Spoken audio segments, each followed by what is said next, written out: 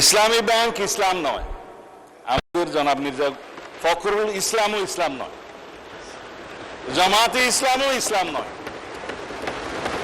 সুতরাং সবকিছুতে ইসলামের উপরে হাত দিবেন না দোহাই দেওয়া কিন্তু ঠিক নয়। আবারও আলহামদুলিল্লাহ অন্ততপক্ষে মাননীয় বিরোধী দল জামাত ইসলাম ইসলামী ব্যাংকের মালিকানা দাবি করেন নাই। আপনারা বলেছেন যে ন্যায় নীতির পথে ফেরত আসতে হবে, ওই ন্যায় নীতির পথে ফেরত আসার জন্যই বাংলাদেশ ব্যাংক ব্যবস্থা গ্রহণ করবে মাননীয় স্পিকার।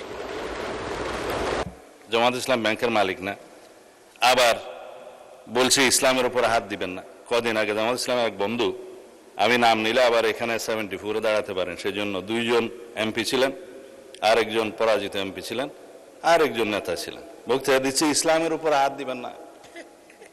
মাননীয় স্পিকার, ইসলামী ব্যাংক ইসলাম নয়, আমাদের জনাব মির্জা ফখরুল ইসলামও ইসলাম নয়, জামাতে ইসলামও ইসলাম নয়। সুতরাং সবকিছুতে ইসলামের উপরে হাত দিবেন না দোহাই দেওয়া কিন্তু ঠিক নয়। মাননীয় স্পিকার, আমি এবার পয়েন্ট টু পয়েন্ট আসি। এখন